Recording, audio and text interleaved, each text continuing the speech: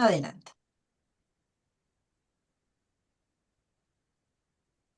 Bueno, le damos la bienvenida a todos, profesores, perdón, Malespina y Naceli. Claudia, te doy la palabra a ti. Bueno, muy bienvenidos a todos. Muchas gracias por conectarse al segundo ciclo del seminario regional internacional sobre mortandad de abejas. Queremos darle la bienvenida y el agradecimiento a los profesores que van a estar dando su charla, al doctor Malaspina y a la doctora Nocelli. Y con esto damos inicio y le damos una palabra a Ana Cristina si quiere dar una introducción sobre los temas que vamos a ir tocando el día de hoy. Muchas gracias. Boa tarde, muito obrigada. Boa tarde a todos, né? Queria agradecer a presença de cada um e, mais uma vez, né, deixar aqui expressar a nossa gratidão, nossa imensa gratidão aos professores, né, pela disponibilidade de estarem aqui compartilhando esses conhecimentos e as experiências, né, imensas de uma vida de pesquisa.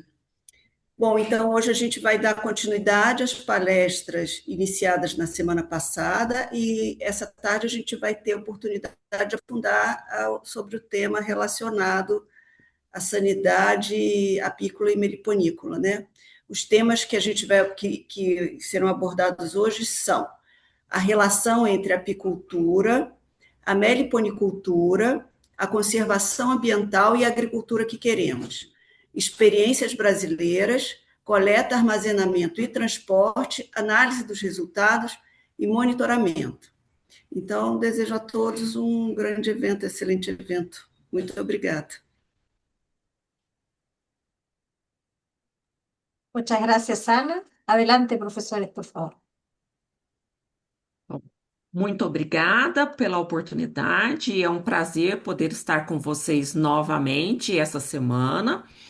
E hoje nós vamos ter uma dinâmica um pouco diferente. É uma única apresentação em que eu e o professor Malaspinas vamos falar ao mesmo tempo, né? A gente vai ah, complementando a fala de um e de outro. Portanto, eu vou colocar a apresentação e aí nós vamos falando conforme eles vão passando. E se vocês quiserem ir colocando já, inclusive, Cláudia, Madalena, Ana, às vezes a pergunta é pertinente no momento. Então, se quiser ver, tiver pergunta de um ponto específico, como nós vamos falar de alguns procedimentos, vocês podem levantar a mão ou nos chamar e fazer as perguntas durante o processo. Principalmente na parte que a gente fala de coleta, de armazenamento, que às vezes surgem algumas dúvidas no momento. Eu vou compartilhar a partir do meu computador. E aí, Malaspina, quando você quiser na sua fala que troque os slides, por favor, me avise. Perfecto, profesora. Aprovechamos para mencionarle a todos que hay un espacio de preguntas y respuestas en la barra de abajo. Nos van dejando allí, por favor. Así podemos capaz que hacer lo que la profesora Roberta decía, que era ir haciendo las preguntas a medida que va pasando la presentación. Adelante, allí se ve perfecto. In- Discúlpame, Magda, incluso hay un icono de levantar la mano, entonces pueden apretar el icono de levantar la mano y podemos hacer incluso a viva voz las preguntas y hacerlas directamente a los profesores. Perfeito. Gracias. Tá. Então, dando continuidade, nós vamos falar sobre mortandade de abelhas e nós vamos dar um passo à frente e falar o que que é possível, dentro da nossa situação atual, fazer em relação a essa mortalidade pelo uso de agrotóxicos, né? Então, hoje, como Ana Cristina já falou, nós vamos falar dessa relação apicultura, meliponicultura, conservação e agricultura que nós queremos, né? A gente precisa vislumbrar, olhar para o futuro que a gente quer para que a gente possa direcionar as nossas ações. Nós também vamos falar de algumas experiências brasileiras positivas, porque eu acho que as experiências de mortandade todo mundo conhece, né?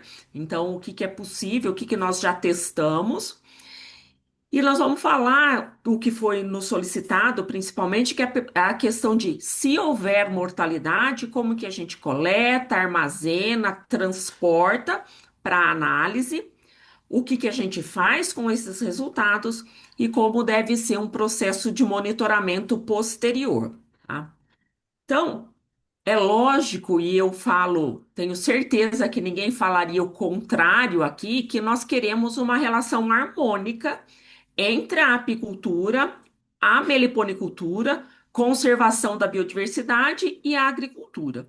Então, nós buscamos uma relação sustentável, porque é inegável. Nós precisamos produzir, isso é fato, não só produzir alimentos quando a gente pensa em agricultura, mas também a produção apícola e meliponícola, que é a produção dos produtos como mel, própolis, o pólen e outros produtos que eu vou falar um pouco mais no final. A gente acha que explora pouco a nossa biodiversidade no nosso continente.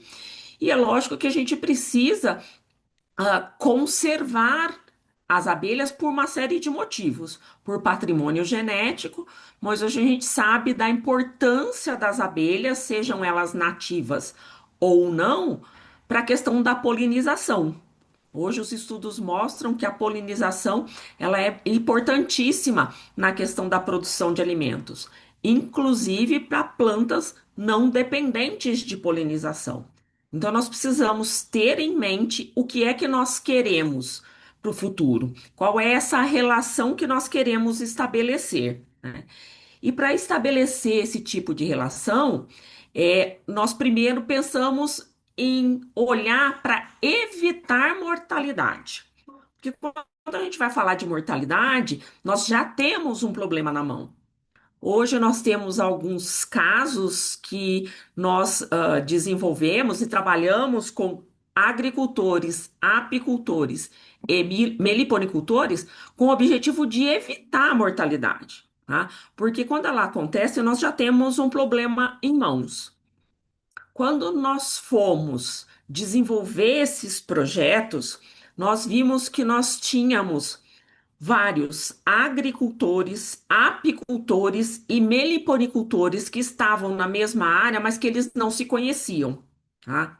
É, isso é uma característica de algumas regiões do Brasil, principalmente quando a gente fala de agricultores com agricultura em mais larga escala, com grandes propriedades, porque os pequenos agricultores se conhecem. Então, a gente precisava primeiro colocar as pessoas em contato e discutir os problemas de cada um. E nós vimos aqui no Brasil também uma outra situação em que pequenos produtores rurais também são apicultores e meliponicultores. E eles têm um dilema de como controlar as pragas nas suas propriedades e, ao mesmo tempo, manter as abelhas, as suas criações de abelhas, sem que ocorram casos de mortandade. Então, nós desenvolvemos um projeto aqui, a gente tem algumas sugestões simples do que é possível fazer para minimizar. Isso não impede a mortandade, mas minimiza em diferentes graus a mortandade de abelhas. Então, uma das coisas que nós fizemos é a questão de olhar para onde estão esses meliponários e apiários em relação à área de produção, seja dentro da própria propriedade, seja na propriedade dos vizinhos. Então, por que que a gente tem que olhar para isso? Porque dependendo da posição, a exposição aos agrotóxicos ela é maior. Então, a gente precisa considerar ah, ter uma disponibilidade de alimento para essas abelhas, para evitar que elas forrageiem ou para minimizar o forrageamento em áreas produtivas, principalmente quando a gente pensa em plantas que não precisam de polinização ou plantas que não são atrativas para os polinizadores, para as abelhas. Vou citar, por exemplo, a cana-de-açúcar aqui na nossa região, no estado de São Paulo. Ela não é atrativa, ela não fornece alimento para as abelhas. Normalmente ela é colhida antes da florada e também as flores não são atrativas, mas as abelhas voam nos canaviais em busca de outros alimentos porque elas não têm uma disponibilidade. Então, as pessoas que querem criar abelhas, elas precisam disponibilizar áreas de alimento com flores atrativas, produtoras de pólen e produtoras de néctar, que isso também vai compensar em épocas em que a cultura não está enflorada, como citros, algodão, para que elas tenham outra fonte alimentar. Então, isso você evita que as abelhas voem em áreas que estejam contaminadas com agrotóxicos ou diminui esse forrageamento. Uma outra ração que a gente tem sugerido é lógico e óbvio fazer o uso racional dos agrotóxicos quando necessário, tá? A gente precisa deixar aquela ideia de que só os agrotóxicos vão controlar algumas pragas, tá? Nós temos o MIP, né, o manejo integrado de pragas, e agora ele ganhou um P a mais, né? Manejo integrado de pragas e polinizadores, que é para olhar para as áreas de plantio e utilizar se e quando for necessário. E nesses casos, sempre utilizar de acordo com as recomendações que vem na bula do produto. Ah, aqui nós temos um problema também, que é de falsificação e de contrabando de produtos. Eu sei que é um conselho difícil de dar, mas se for necessário utilizar, que se utilizem de indústrias registradas, que tenham o aval do governo de cada país, que estejam autorizados para aquela cultura e que não se faça a recomendação de vizinhos. Porque também a gente tem o hábito de um vizinho utilizou um produto e acaba recomendando aquele produto para outro. Então a gente precisa focar e como políticas públicas e governos nós precisamos focar na assistência técnica, porque muitos produtores eles têm alguns hábitos que são que não estão de acordo com a legislação, mas muitas vezes, ou na maioria das vezes, esses hábitos eles acontecem porque eles não têm uma assistência técnica adequada para a utilização desses produtos quando eles são necessários, tá? E se for necessário fazer a aplicação, nós temos utilizado aqui o hábito, né, de fechar a entrada das colmeias. Isso é mais comum para as colmeias de Apis mellifera, tá? Porque você consegue fechar as colmeias e mantê-las lá por 24 a 48 horas. Isso vai depender do produto que foi aplicado, tá? E aí a gente tem que conhecer esse produto para saber, eles têm um tempo de meia-vida, um tempo que eles permanecem na superfície das plantas, eles são fotodegradáveis, uma parte deles, outros vão ser carreados pela água, então a gente precisa conhecer quem são esses produtos, tá? E quando se utiliza herbicidas, e aí eu vou abrir um parênteses, não é porque é herbicida, um produto para plantas, que ele é 100% seguro para as abelhas. Então, é lógico, a gente tem mais preocupação com inseticidas, mas herbicidas e fungicidas também são tóxicos, dependendo da rota de exposição. Então, se for usar herbicida para plantas infestantes, o importante é tirar antes, cortar os talos, tirar as flores, para evitar que as abelhas estejam forrageando na época da aplicação, tá? Então é importante tirar isso.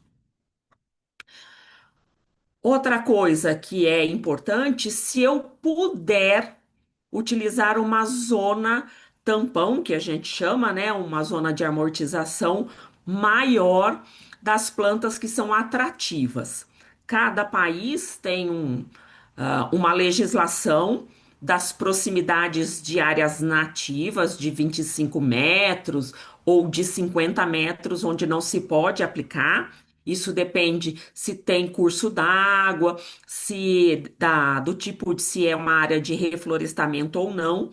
Mas o ideal é que nós tenhamos faixas maiores de proibição de aplicação quando eu tenho plantas atrativas, porque a gente também já sabe, a apis ela tem um raio de voo maior, mas as abelhas que estão na natureza, elas têm, boa parte das espécies, um raio de voo menor. Então, para sair da mata e chegar até a área plantada, se eu tenho 100, 150 metros de zona tampão, isso diminui as chances de exposição. Volto a reforçar que plantar cercas vivas também com flores voltada, como eu disse no início, para a área do meliponário ou do apiário, para garantir que elas tenham alimentos, e uma segunda cerca viva de plantas sem flores que não floresçam na mesma época das plantações, que garantem então uma barreira física para garantir que isso impeça que eu tenha uma deriva maior de agrotóxicos da área de plantio para a área dos apiários e dos meliponários. Isso ajuda bastante. Repito, não impede, mas diminui as chances de exposição.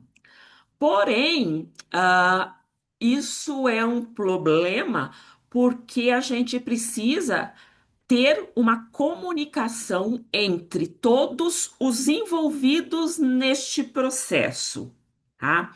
E eu estou recebendo uma comunicação aqui, pessoal, que a minha internet está instável.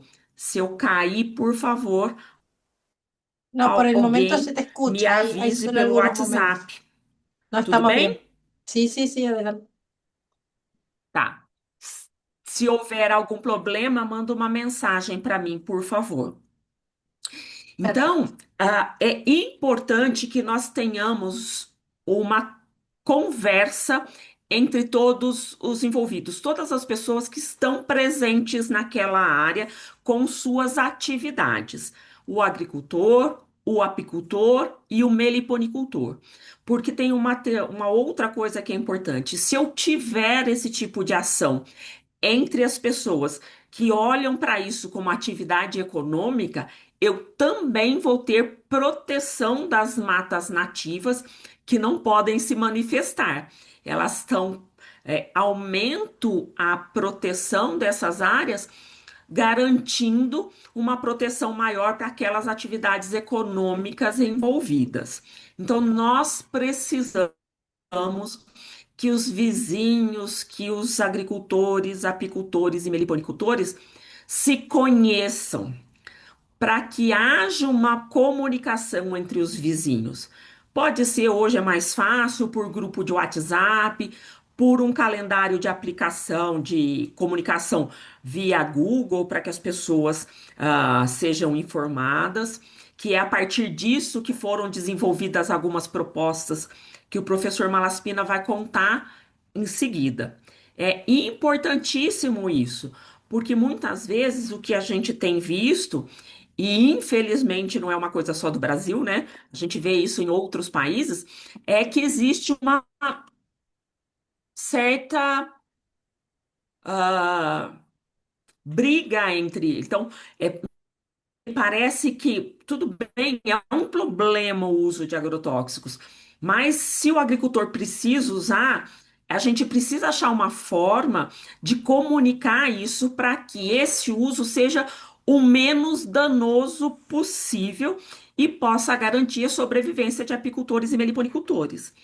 Eu sei que muitas vezes as pessoas perguntam, não sei se é possível, não acho possível a convivência, mas nós temos que tentar, tá? Porque nós precisamos pensar em novos modelos agrícolas, mas enquanto este modelo está posto, nós precisamos ter uma forma de conciliar o modelo agrícola que nós temos hoje porque isso é imediato. Pensar em mudança de modelo agrícola, isso é para o futuro. A gente tem muita gente já trabalhando com isso, mas isso não é uma mudança que vai acontecer de um dia para o outro. Então, essas ações de comunicação, de tentar conversar, quando vai aplicar, como vai ser trator ou vai ser avião? Você pode me avisar, por favor? Ó, minhas colmeias estão aqui, porque muitas vezes também nós tivemos vários casos de apiários e meliponários que estavam em áreas que o agricultor também não conhecia. Então, eu acho que a comunicação é a melhor forma da gente chegar num sistema menos problemático para os casos de mortandade de abelhas, né?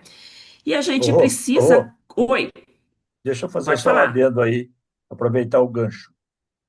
Também com relação aos meliponídeos, as abelhas sem ferrão, para a questão desses meliponários que estão na área urbana. Então, aqui a gente tem adotado, muitas cidades têm adotado, tem dado certo, e nós temos aqui no Brasil muitos problemas com o mosquito da dengue.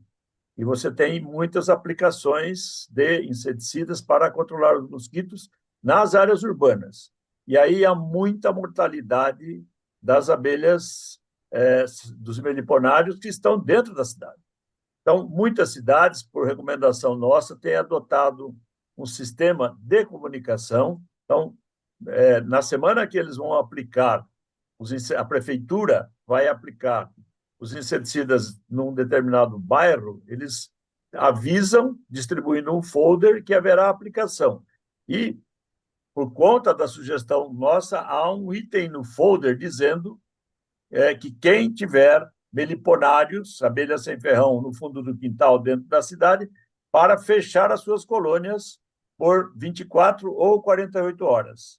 Isto funciona muito bem. Aqui na cidade onde eu estou, em Rio Claro, a prefeitura avisa, funciona muito bem esse fechamento durante esse período, após antes da aplicação. Esperar 24 ou 48 horas para abrir as colônias. Então, a gente tem conseguido evitar mortalidade. E esse período fechado também não causa maiores problemas nas colônias de abelhas sem ferrão. Elas suportam muito bem esse período fechado tranquilo. Então, funciona muito bem. Se as prefeituras aí, das regiões de vocês, divulgarem isso nas prefeituras, se for esse caso, pode usar essa técnica que funciona muito bem.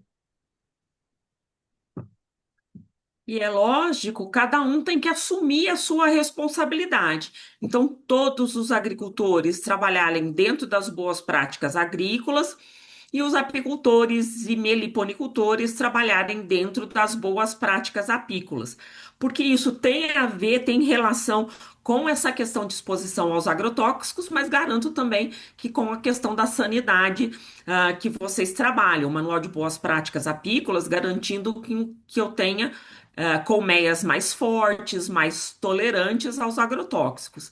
E em termos de saúde ambiental, que não é só por conta das abelhas, as boas práticas agrícolas vão garantir que eu tenha uma menor contaminação ambiental, uma vez que eu só vou utilizar produtos se e só se for necessário e quando for necessário. Então, isso garante não só proteção para as abelhas, mas de outros inimigos naturais dessas próprias pragas. Nós vamos garantir saúde humana e de animais domésticos. Então, a gente precisa trabalhar com essas boas práticas agrícolas e apícolas meliponícolas. Por isso, é tão importante que nós tenhamos capilaridade, ou seja, que nós tenhamos órgãos dos nossos governos que atinjam as diferentes reuniões. Então, secretarias de agricultura, nós temos, eu não sei se vocês têm o equivalente aqui, mas o Senar, nós temos a Emater, várias unidades que eu encontro em diferentes regiões do país que podem auxiliar e trabalhar tanto na assistência técnica como na intermediação dessa conversa, desse contato entre os diferentes grupos, para garantir que a gente tenha, então, uma ação preventiva antes de chegar aos casos de mortalidade, porque malaspina. Bom, é, isso que a Roberta comentou é assim, para a gente seria, não digamos 100% ideal, mas seria um grande avanço se a gente conseguisse estabelecer todas essas questões, né? Mas e se não funciona? O que é que a gente pode propor, né? Então, nós temos alguns exemplos que a gente já tem aqui no Brasil e nós vamos enumerar. Um deles, eu já comentei na fala anterior da semana passada, que é a experiência do Colmeia Viva. Vou detalhar um pouco mais, porque algumas perguntas naquela ocasião tentaram entender melhor como é que foi esse experimento, né? Então, como eu disse lá anteriormente, havia uma dúvida se era mesmo os agrotóxicos, os inseticidas principalmente, estavam matando as abelhas aqui no Brasil em uma quantidade enorme, ou se era uma doença ou qualquer outro agente, né? Foi citado na época até que fossem as radiações provocadas pelos celulares. Na época, os celulares estavam começando a ser implementados.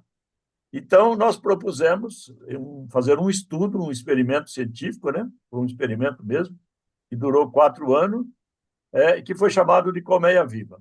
O próximo, por favor, Roberta. Como funcionava isso? Então, foi uma parceria entre as empresas produtoras de agrotóxicos, as empresas aplicadoras de agrotóxicos, a universidade e empresas terceirizadas para realizar, por exemplo, as análises das amostras de abelha. Nós criamos, então, um número de telefone, que na época, hoje você tem os aplicativos, mas na época era mais difícil funcionar os aplicativos, né? Então, este número que está aqui, em que o apicultor, ao perceber que ele tivesse mortalidade no seu apiário, ele imediatamente poderia ligar para este número e o projeto contratou uma empresa para realizar em 24 horas, ou no máximo 48, o deslocamento para o local onde estavam as abelhas e fazer a coleta e fazer um estudo do entorno, né? Qual era o tipo de planta que tinha lá, tentar entender por que foi aplicado agrotóxico, que tipo de agrotóxico foi aplicado, fazer um estudo da paisagem, né? Então, isso ele teria que fazer, essa empresa teria que fazer em 24 e 48 horas. Por que isso? Porque é o tempo que a gente imagina, né, e que é verdade mesmo, que as abelhas ainda estão sendo contaminadas, que é mais fácil você identificar qual é o produto que está matando, qual é o produto que foi aplicado, não é? Isto, esclarecendo de novo, só tinha validade para o estado de São Paulo, não era para o Brasil inteiro, por conta das distâncias, por conta do custo e uma série de questões, tá? Então, essa empresa chegava no local, fazia a coleta das abelhas, tanto internamente dentro da colmeia, como fora da colmeia, aquelas que estavam moribundas ou que tinham acabado de morrer. E, além disso, ela fazia um relatório relatando essas questões que eu coloquei do entorno. Isso ia para a sede dessa empresa, essa própria empresa tinha a estrutura para fazer a análise, né, química, de identificação do produto químico, e, posteriormente, quando essa análise era identificado, terminado, então, esse resultado e o resultado do relatório do entorno era levado para esta comissão que ia discutir o assunto. A comissão era formada por esses atores que eu falei, né? O pessoal das empresas produtoras, o pessoal das empresas aplicadoras e eu e a Roberta pela universidade e os apicultores na primeira fase não quiseram participar dessa comissão. E aí eu explico por quê. Eles não tinham muita confiança do documento que ia ser produzido. Então, eles tinham muita desconfiança, e até no início nós tivemos muita dificuldade para juntar esse grupo todo, mas depois do tempo, quando o processo foi sendo continuado e eles perceberam que realmente era um projeto muito sério, que a resposta era muito séria, a gente conseguiu, no final, sentar com os agricultores também, né? Fornecer o resultado das análises, fazer uma discussão com eles e começamos a propor, então, aquele projeto da coexistência que eu citei também na semana passada. Ou seja, nós pudéssemos juntar esses grupos todos e discutir um projeto de coexistência onde, como a Roberta colocou anteriormente, o sistema de comunicação funcionasse entre os grupos. E isso acabaria evitando, como ela disse, a nossa intenção era fazer a prevenção anterior à mortalidade, né? Evitar que as abelhas morressem. Então, esse sistema funcionou bem, a gente conseguiu identificar produtos químicos que estavam matando e mostrar uma confiança para os apicultores, que eles tivessem confiança no projeto e, depois disso, além principalmente no caso de São Paulo, que era a usina de canas e de citros, a gente conseguiu juntar também a associação desses grupos de agricultores, né? No caso da cana, por exemplo, aqui tem uma associação que comanda todo o grupo da cana, que é a Única. Então, nós envolvemos a Única também no processo, e eles começaram a trabalhar junto, e aí expandiu esse processo para outras usinas, porque nós temos aqui no estado de São Paulo mais de 150 usinas produtoras de açúcar, tá certo? Então, a Única fez um trabalho de expansão desse projeto de coexistência para com as outras usinas que não tinham participado do projeto inicial. No caso dos citros também foi feito isso, né? Nós temos a Fundecitrus aqui, que é um grupo também ligado a citros, e também estabelecemos uma parceria com eles, e aí aqui os testes que foram feitos em algumas fazendas de citros foram repassados para as outras fazendas, olhando sempre essa questão da coexistência que a Roberta comentou. A comunicação entre o dono da área, o dono da usina, o dono da fazenda de citros, com os apicultores que estavam alojados na fazenda ou no entorno da fazenda. Então, isso foi um projeto que funcionou muito bem e que a gente conseguiu não só conscientizar o apicultor de que ele deveria comunicar onde estavam as abelhas dele, de que ele deveria fazer um georreferenciamento das abelhas dele, para que todo mundo soubesse onde tinha abelha, como também o agricultor, de que ele poderia respeitar as áreas de proteção na aplicação e estaria protegendo as abelhas daquelas áreas, e que ele também, em alguns casos, principalmente do de citros, não no da cana, mas no caso dos citros, ele estaria sendo beneficiado pela presença das abelhas na área. E essas abelhas iam polinizar a flor dos citros e aumentar, que a gente sabe disso, até 30%, 40% a possibilidade de aumento na produção de citros. E isso, então, começou a ter uma mudança de comportamento, de cultura, tanto do agricultor nosso, como do nosso apicultor também, porque ele também tinha muita restrição a esse tipo de coisa. Então, a gente conseguiu fazer esse movimento. Posteriormente, como eu já comentei na aula passada, dava aula na palestra passada, esse processo de coexistência, esse projeto de coexistência, foi expandido para outros estados, como no Rio Grande do Sul, com o arroz, como hoje o maior projeto que está em andamento hoje é um projeto na soja, né? Que o Brasil tem uma quantidade de hectares de soja imenso em produção. Então, hoje, esse projeto está sendo estendido para a soja e funcionando, não 100%, né? Não tem garantia de 100%, mas razoavelmente bem interessante. Próximo. Bem, Também nesse período todo, a gente teve muitos problemas relacionados à intervenção do Ministério Público aqui no Brasil, em algumas regiões, onde tinha grande mortalidade, acionado pelas associações de apicultores ou por apicultor, o Ministério Público começou a fazer algum trabalho de tentar verificar o que é que realmente estava acontecendo e tentar também, baseado na nossa metodologia de coexistência, fazer alguma coisa nessa direção. Um dos casos que nós temos é aqui na cidade de Piracicaba, que está aqui a 20 quilômetros de onde eu estou, no centro do estado de São Paulo, onde nós tivemos muitos casos de mortalidade e o Ministério Público resolveu intervir nisso. Então, ele vem fazendo esses estudos há 10 anos, né? E ele está tentando estudar algumas formas de contaminação da pulverização, principalmente da pulverização irregular dos defensivos agrícolas, né? Esse trabalho do Ministério Público, como eu disse, vem acontecendo há 10 anos, fazendo reuniões com todos os grupos.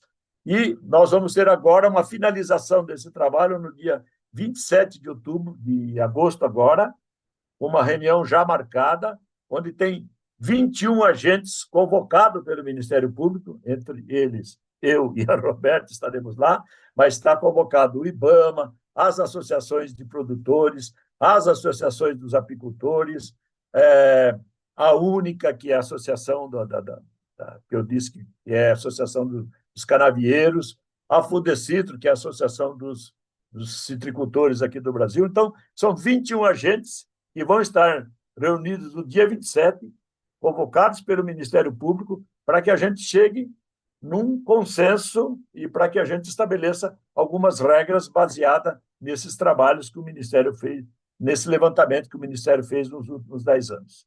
E depois disso a gente pode passar as informações para vocês das conclusões que o Ministério vai chegar. O próximo. Aqui também no estado de São Paulo, por conta disso, nós temos uma ação bastante interessante, que é o Programa Estadual de Sanidade de Abelhas, no estado de São Paulo, não é? Feito pela Defesa Sanitária. Nesse momento, esse grupo, que é chamado GEDAV, né? Grupo de Proteção Animais Vegetais, está bastante focado em duas questões, aqui é de sanidade como geral, mas em duas questões que nós temos muito flagrante no momento aqui no estado de São Paulo, que é a questão dos agrotóxicos, né? Como eu mostrei na semana passada também, eles estão fazendo todo um trabalho continuado de análise das amostras de abelhas mortas, e a questão do besouro, que foi importado aqui para o Brasil recentemente e que tem dado muitos problemas para os apicultores locais. Então, eles têm agora um trabalho bastante sério de cadastro, e o objetivo disso é cadastrar os criadores de abelhas, né? Fazer um mapeamento da apicultura e meliponicultura do estado de São Paulo, estabelecer medidas sanitárias para prevenção e controle das doenças e pragas das colmeias, estabelecer critérios para controle do trânsito de abelhas dentro do estado de São Paulo. Então, esse grupo é um grupo que foi estabelecido recentemente, que está acompanhando, fazendo um acompanhamento posterior daquele trabalho que nós fizemos no Colmeia Viva, no estado de São Paulo, e agora por um órgão oficial, pela Defesa Sanitária. Próximo. Esta é uma outra ação semelhante a essa que eu mostrei da cidade de Piracicaba, aqui no estado de São Paulo, que é na cidade no norte do Paraná, e também foi uma ação do Ministério Público, só que ela foi mais recente, né, do Ministério Público fez lá no norte do Paraná, e eles também fizeram algo muito semelhante, baseado nos nossos trabalhos que nós fizemos aqui, tanto eu como a Roberta, participamos de muitas reuniões que eles fizeram lá no norte do Paraná, porque lá também houve muito caso de mortalidade, houve caso, inclusive, de multa de uma usina, né? O Ministério Público multou uma usina de cana lá, porque houve uma grande mortalidade, e aí todo mundo começou a correr atrás de também entender o que estava acontecendo lá no Paraná, na região ali de Maringá, e, além disso, tentar fazer algo semelhante que nós fizemos, que foi essa questão de coexistência, né? Então, eles fizeram isso, estabeleceram também um TAC lá entre os apicultores e os agricultores dessa região, e também uma coisa muito interessante que eles criaram lá um aplicativo que é chamado Pólen, que é reportar as abelhas mortas. É um aplicativo, lembra-se que eu falei lá, o nosso era um 0800, né? Você tinha que pegar um telefone, ligar, tal, tal. Aqui, o que eles já avançaram nisso, que isso é bastante recente. Eles criaram um aplicativo que o apicultor tinha no seu celular, quando ele chegar no campo, no seu apiário, ele viu que as abelhas morreram, então ele já imediatamente abre esse aplicativo, faz um relato de quantas colmeias morreram, e um relato do entorno, tudo aquilo que a gente sugeriu, ele já faz aquele relato em tempo real. Ele, inclusive, fotografa as colônias mortas, as abelhas mortas, ele pode pôr dele fotografias lá, imediatamente já manda isso para o Ministério Público. Então, facilitou muito a vida do pessoal lá do Paraná, porque agora já com as tecnologias mais avançadas, quando nós fizemos em 2013, não tinha esses aplicativos todos, e agora tem e facilita muito, né? Eu vou deixar depois com o pessoal da organização esse folder aqui, porque eu não consigo acessar por aqui, onde tem o aplicativo, o modelo de aplicativo. Claro que o modelo que eles fizeram só vale para a região do Paraná, né? Então, mas ele é um aplicativo muito simples, vocês podem usar depois, olhando esse aplicativo, fazendo um aplicativo bastante semelhante, que ele é muito simples, muito fácil de fazer. Então, é mais uma ação do Ministério Público do Paraná, que está funcionando muito bem atualmente, isso. A gente tem sempre contato com a doutora Rosângela, que é a responsável pelo Ministério Público lá, que é uma pessoa muito interessada em resolver esses problemas de mortalidade de abelha lá no Paraná. Próximo.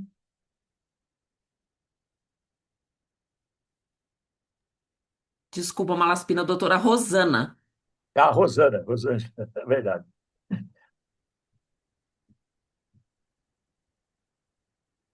Este outro também é bem mais recente, também voltando, baseado exatamente no modelo que nós criamos, né? Que é chamado de Observatório de Abelhas, e foi criado pela Embrapa e o Ministério da Agricultura aqui do Brasil, que tem enfocado em mitigar a mortalidade dos polinizadores. É um programa que conecta os organismos estatais da Defensoria Agrícola e iniciativa privada para registrar os casos de mortalidades e propor as soluções, né? Semelhante ao que a gente fez naquele inicial. Então, todas essas ações vêm baseadas naquilo que nós fizemos naquele projeto lá, que, se não deu certo 100%, mas avançou muito, né? Então, esse Observatório das Abelhas hoje é um programa oficial, né? Além e a iniciativa deles, ele é válido para o Brasil inteiro, né? Como eu disse, da Embrapa e do Ministério da Agricultura, só que eles inicialmente começaram por uma experiência no Rio Grande do Sul, né? Então, eles acabaram de fechar lá um programa baseado nas mortalidades. Por que Rio Grande do Sul? Porque logo após os nossos trabalhos aqui no estado de São Paulo, um dos estados que mais morreu abelha, que mais teve mortalidade de abelha, foi o Rio Grande do Sul. Então, baseado nisso, foi criado esse observatório de abelha, e os estudos que eles fizeram, o modelo que eles fizeram, foi para o Rio Grande do Sul, onde, depois do estado de São Paulo, teve a maior quantidade de abelhas mortas. Então, a gente tem uma experiência muito grande nessa área lá. Esse também tem um folder, né, agora explicando direitinho.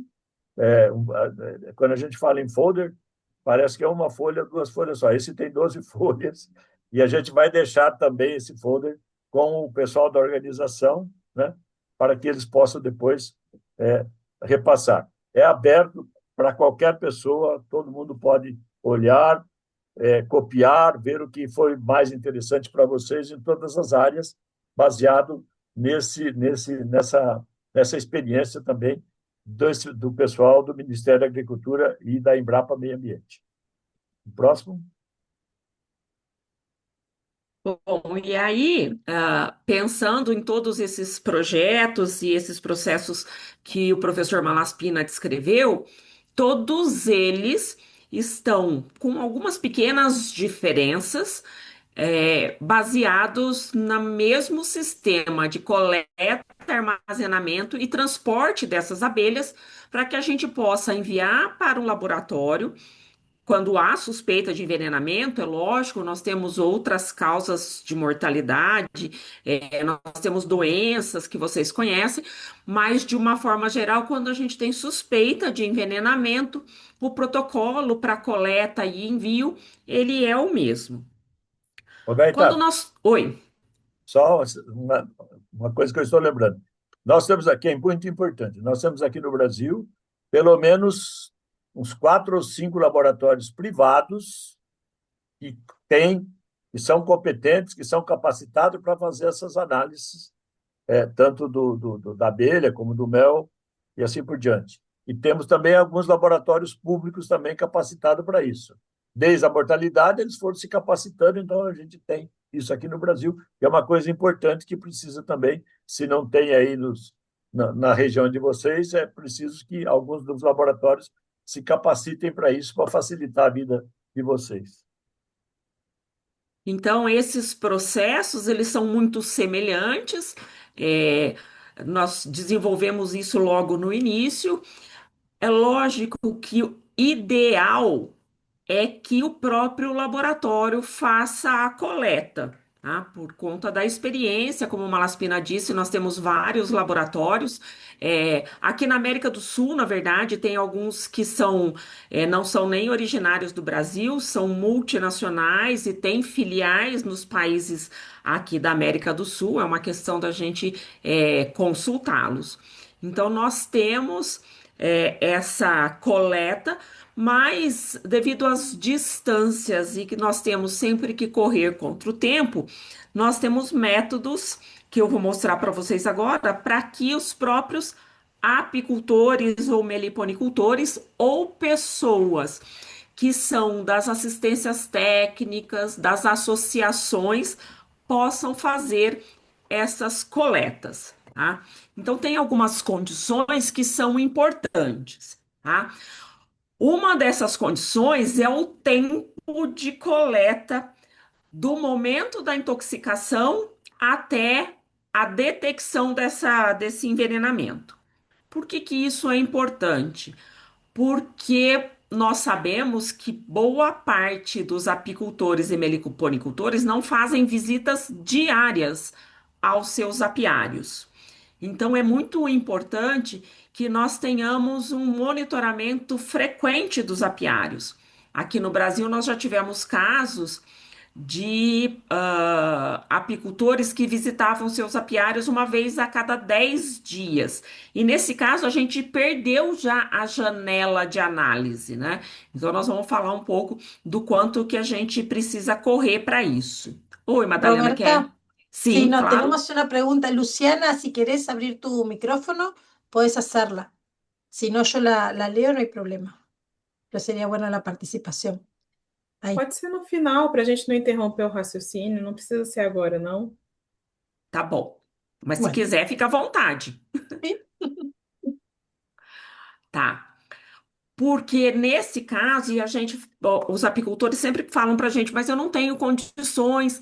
Muitas vezes o apicultor tem outra atividade econômica, trabalha numa empresa e ele não pode ir lá com certa frequência. Então é muito importante que os apicultores eles tenham uma comunicação entre eles, que se um detectar numa região uma possibilidade de contaminação por agrotóxicos, né, de exposição aos agrotóxicos, eles possam se comunicar para que eles possam verificar, visitar seus apiários meliponários para fazer essas coletas, tá? Nós precisamos também olhar para condições meteorológicas, porque se houve uma aplicação e houve uma chuva em seguida, por mais que as abelhas tenham morrido, os produtos podem ser lavados. Então, a probabilidade de eu conseguir detectar alguma coisa, se for agrotóxico, é lógico, ela é muito baixa. Nós também precisamos ter material adequado, e eu vou nos próximos slides falar quais seriam esses materiais, porque a gente desenvolveu isso pensando em materiais baratos e de fácil acesso em qualquer lugar do país, e isso eu sei que também é de fácil acesso nos outros países aqui da América do Sul. E também a quantidade de amostra, porque eu e o Malaspina já recebemos lá, ai, minhas abelhas morreram e mandaram 5, 10 abelhas só, e isso não é suficiente para os métodos que são utilizados para possível detecção de agrotóxicos. Então, primeira coisa, quando que a gente coleta? O ideal é dentro das primeiras 24 horas, mas é lógico que isso é muito difícil. Isso é mais comum para as pessoas em que a primeira atividade econômica é a apicultura e ele está ali, então, no manejo todos os dias. Por que que isso é importante? Nós já falamos lá no começo, quando eu estava falando de prevenção, que é a questão do tempo de meia-vida da molécula no ambiente. Então, ela pode ser fotodegradada, ela tem adjuvantes que facilitam a penetração numa planta, por exemplo, se for um produto sistêmico. Então, existem situações, tanto do produto formulado, quanto situações ambientais, que conforme o tempo vai passando, essa molécula vai sendo degradada nas superfícies. Ah, e, portanto, a detecção ela fica mais difícil. A gente aceita, os laboratórios aceitam coletas em até 72 horas, mas quanto mais distantes do momento da exposição, menores são as chances de fazer essa detecção. Então, o importante é que a gente faça essa coleta o mais rápido possível, tá? E o que é que eu vou coletar? Então, muitas vezes as coletas são feitas só de abelhas mortas. Então, mas a gente indica que nós tenhamos três grupos de coletas diferentes: abelhas mortas de dentro da colmeia, porque essas abelhas, elas são as que foram intoxicadas mais cedo. Elas voltaram, entraram na colmeia e morreram lá dentro, tá? Então tem mais tempo que elas estão intoxicadas.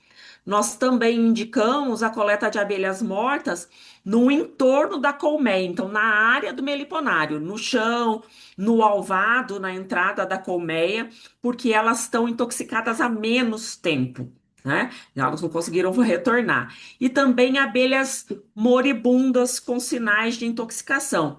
Elas ficam desorientadas, elas ficam com as pernas para cima, ficam andando na entrada ou sobre os favos, andando em círculos, porque a gente tem três grupos diferentes de amostra, e essas amostras indicam, em parte, momentos diferentes da intoxicação. E isso pode facilitar quando a gente for falar, então, desse tempo de 24 a 72 horas. Então, isso é importante. Também, quando a gente olha, se possível, em pacotes separados, tá? Para evitar recontaminação entre elas.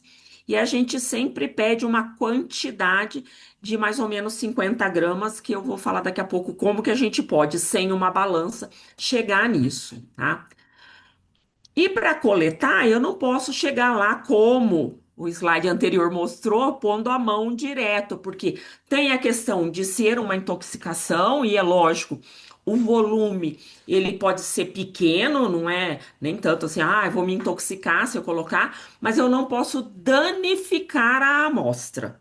Então, para isso, o importante é que a gente use frascos, e esses frascos são fáceis de serem encontrados, ó.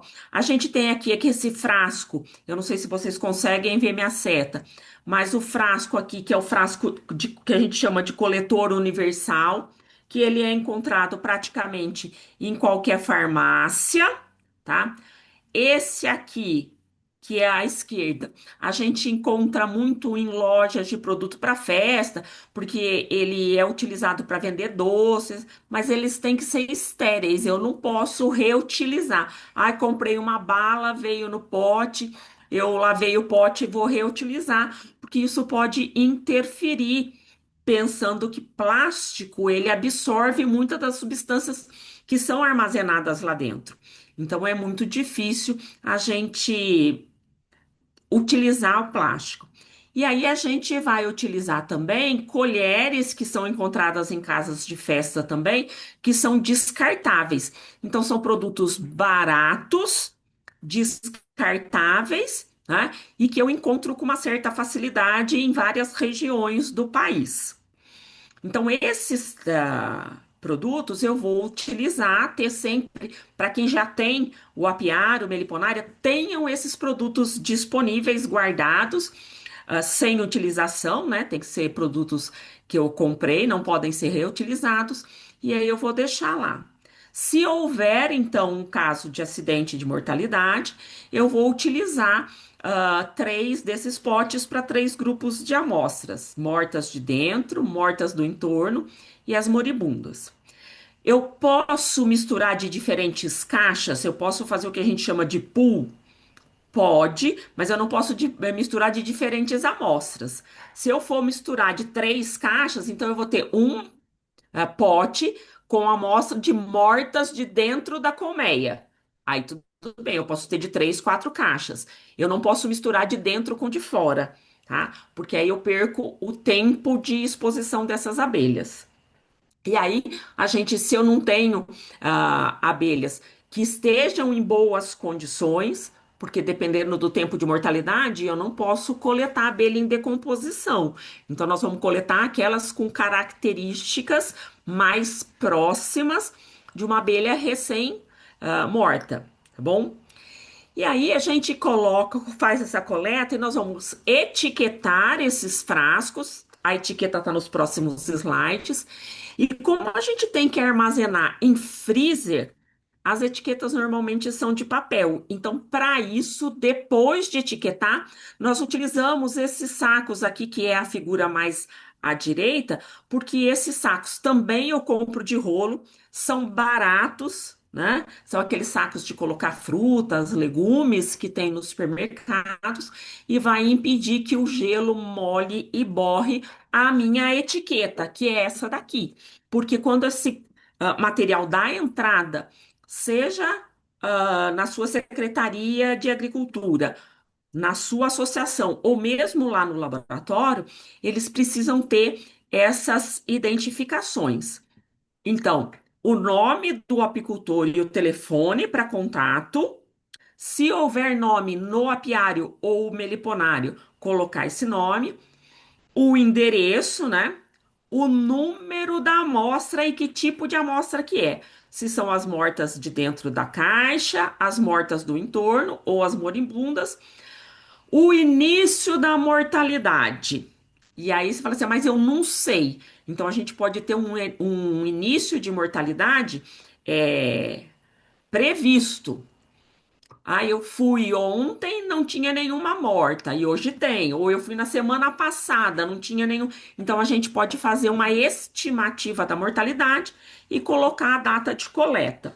E isso vai ser importante para que eles façam as análises no laboratório.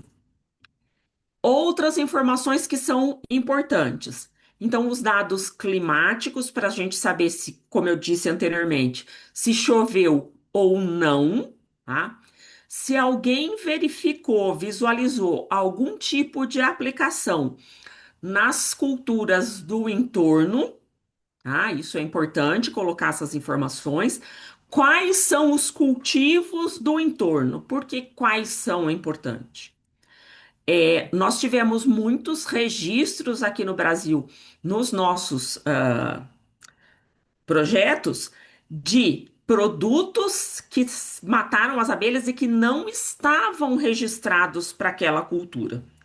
Então, isso te dá um indicativo que ou o agricultor fez uso de um produto que não está autorizado para aquele produto, ou as abelhas forragearam num outro lugar. Por isso que também é importante nós olharmos para granjas, tá? Para criações de bovinos, tá? Do entorno, porque elas também podem fazer essa visita. E por incrível e triste que pareça, eu tenho que contar para vocês também que existem alguns casos de intoxicação que não tem nada a ver com a agricultura. Nós já tivemos, dentro das nossas avaliações, o caso de um criador de bois, de bovinos, numa época de seca aqui no estado de São Paulo, em que as abelhas estavam indo coletar o farelo no coxo dos bois. E aí o boi ia comer e elas ferroavam o focinho do boi, o boi parava de comer, perdia peso e, é lógico, o dono do boi perdia dinheiro. E aí eles envenenaram uma bacia de xarope e colocaram lá. Um exemplo. Outro exemplo que nós tivemos, uma retirada necessária de um enxame numa igreja. Só um minutinho, vou fechar minha porta que meus cachorros estão querendo participar.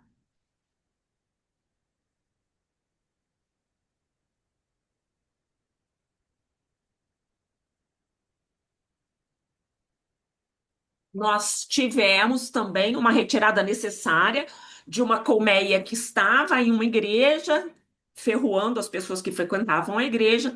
Foi utilizado um inseticida nessa igreja, mas eles não retiraram o mel, retiraram as abelhas, mas o mel ficou. Então, outras abelhas foram lá buscar aquele mel e acabaram intoxicadas. Nós já tivemos produtos veterinários usados para controle de carrapato. Então, não é só por isso que a gente precisa ter uma ideia, porque muitas vezes a gente fica, foi o agricultor, foi o agricultor. A gente precisa fazer uma análise do entorno para a gente entender efetivamente o que pode ter intoxicado essas abelhas, tá? E depois que eu faço a coleta, eu preciso congelar. Não pode ser na geladeira, tem que ser no freezer ou no e freezer separado, tá? Aquela geladeira que tem uma porta só e tem um pequeno freezer em cima, ele não mantém uma temperatura adequada. Então a gente precisa armazenar nesse freezer separado ou naquele que é um freezer só, tá? E aí você vai ligar para o laboratório, se você for fazer uma análise particular, ou para aqueles locais que têm sistemas, como o Malaspina mostrou, do estado de São Paulo, que o próprio estado de São Paulo financia lá, através de um laboratório público, a análise desse material. Tá? E aí, no transporte também, se você for levar. Nossa, gente, desculpa. Se você for levar esse material, ele tem que ser levado em gelo e se o laboratório for buscar, e ele providencia isso, tá? Então a gente precisa ter esse cuidado de ser armazenado em freezer que seja separado da geladeira, tá? E aí, esse material lá no laboratório, oi, Rô, pode falar. volta o slide anterior, que tem uma coisa que é muito importante aí que você não falou. Ah, Análise de multirresíduo. Por que isso. multirresíduo? Tá, desculpa, eu esqueci mesmo. Essa questão da análise multiresíduos é porque a gente não sabe, na grande maioria das vezes, qual foi o produto aplicado. Como você vê uma aplicação aérea, você não vai saber qual é o produto. Porque quando a gente sabe, fica bem fácil falar, eu quero que você busque esse produto. Mas nós não sabemos que produto é. Então você tem que solicitar uma análise multiresíduos, em que o laboratório faz uma pesquisa de um número de agrotóxicos bastante grande. Depois eu vou mostrar um laudo para vocês com os agrotóxicos analisados, tá? Se for No perguntar para o laboratório. agricultor, ele não vai dizer qual é. Por Ah, isso que lógico. precisa ter multirresíduo. E na verdade a gente nem sabe muitas vezes, como eu estava falando, se foi o agricultor, né? A gente tem que ter, então, uma análise multiresíduos. Lá no laboratório, então, essa análise, ela é feita por cromatografia, que é um aparelho que vocês estão vendo aí na imagem, e lá Esse aparelho, ele foi já alimentado com dados que a gente chama de padrões analíticos. Esse aparelho é utilizado para detectar N substâncias diferentes em alimentos, em coisas que são importantes para que estejam presentes. No nosso, a gente queria que não estivessem presentes, né? Então, esses laboratórios, eles têm equipamentos que foram alimentados com padrões analíticos. O que que é isso? Eles têm toda uma biblioteca de características químicas de cada um dos agrotóxicos registrados, autorizados no país, tá? E esse aparelho, ele vai então tem um método adequado para utilizar, para injetar, inserir esse material no aparelho. E aí esse aparelho ele tem seus limites. Ele tem o limite de detecção, que é se ele vai encontrar ou não aquele produto. Então, se ele só pode detectar. E dependendo das características, eu também tenho o limite de quantificação. Então, eu posso detectar, por exemplo, esse produto X está presente, mas a quantidade presente é baixa e eu não consigo dizer o quanto é, qual é a quantidade disponível ali. E aí eu tenho o limite de quantificação. Ele detecta e consegue quantificar quanto que eu tenho naquela amostra, tá? Porém, a gente tem que pensar que a amostra é uma amostra de abelhas. Então, eu tenho todo um preparo antes. Aquela abelha vai ser macerada num produto que vai fazer a extração desses produtos. Então, todo um procedimento químico antes de chegar aqui. E aí, este produto, este equipamento, ele vai resultar num cromatograma, que eu vou mostrar em seguida. Isso daqui é um resultado. Por exemplo, eu tenho aqui a lista aqui embaixo de produtos que foram verificados. Então, qual é a biblioteca deste laboratório que fez essas análises? E aí vocês podem ver na frente que está tudo ND, é não detectado. Isso quer dizer que nenhum desses produtos estava presente nas nossas amostras, tá? Se ele tivesse detectado, aí eu ia verificar se tem ou não quantidade suficiente para quantificação. Então, nesse caso, aqui ele não foi detectado, portanto, eu não tenho como quantificar. Como que é feito isso? O resultado, eu recebo aquele laudo, qualquer um de vocês que passar, que submeter, mas eu preciso, esse laudo, ele vem de um cromatograma, que é um gráfico, a resposta que sai do equipamento. O que que eu vejo aqui?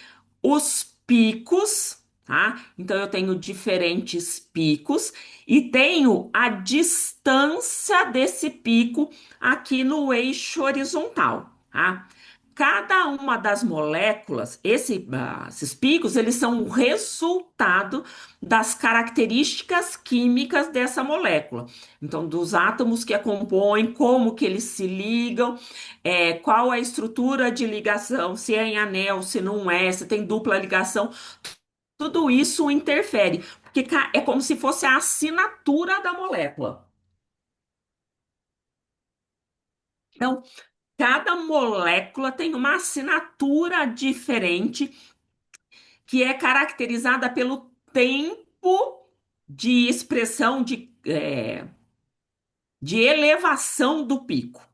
E quanto mais alto e mais largo o pico, também maior. Então, aqui na vertical, eu tenho a quantidade do produto, e na horizontal vai me dar a característica desse produto, conforme ele passa por dentro desse aparelho, desse cromatógrafo. Tá? Então, isso vai me dar, vou voltar um slide, esse resultado, que pode ser de não detectável, detectável, mas não quantificável, e quantificável, e aí ele traz as quantidades.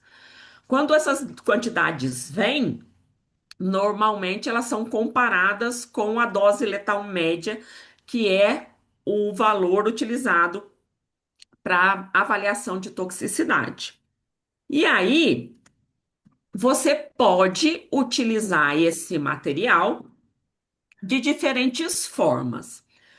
Conforme o professor Malaspina falou, a gente tem, por exemplo, o envolvimento do Ministério Público aqui no Brasil. Você pode acionar a sua defesa, seja ela pública ou privada, contra eu vou falar, o possível culpado dessa intoxicação, porque a gente precisa ter muito cuidado também. Nos casos, a gente já teve um processo muito grande aqui no Brasil, inclusive, em que houve uma acusação contra uma empresa e a empresa não tinha utilizado aquele produto.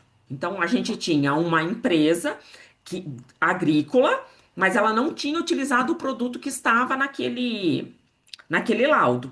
Então, você tem que tomar cuidado em acusar diretamente a pessoa. Por isso que é importante saber do entorno, porque você pode ter mais de um tipo de agricultura, você pode ter outras situações lá, tá?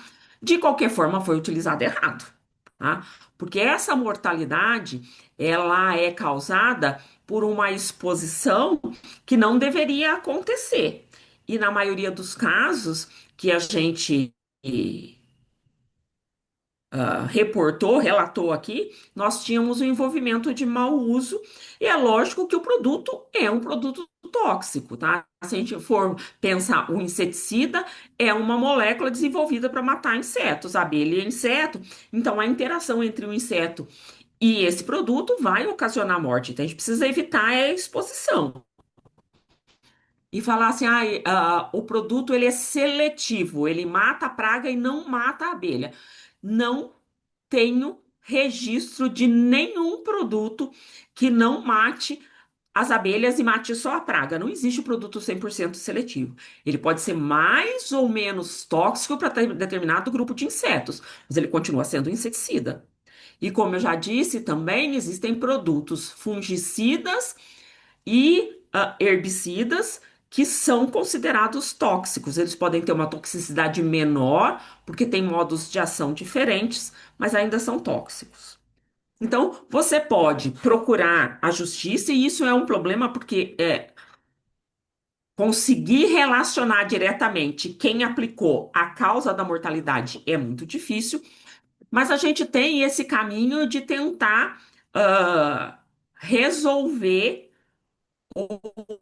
de tentar diminuir a questão da mortalidade com essas questões de conversa, de diálogo, porque a gente entende que isso é um caminho mais imediato. Vocês viram Malaspina contando que a gente está com esse processo lá em Piracicaba, e essas discussões estão há 10 anos acontecendo, então na justiça realmente a gente tem um trabalho muito mais longo e que pode demorar e até lá a gente tem muito mais mortalidade, enquanto o problema não é resolvido. Então, acho que a primeira coisa seria essa conversa. Eu sei que muita gente vai falar, mas não dá certo, mas porque isso é difícil. Sim, é difícil e às vezes não dá certo, mas a gente não pode, pelo menos eu e Malaspina trabalhamos assim, ficar esperando uma solução definitiva acontecer daqui a 20, 30 anos, porque até lá as abelhas vão continuar morrendo.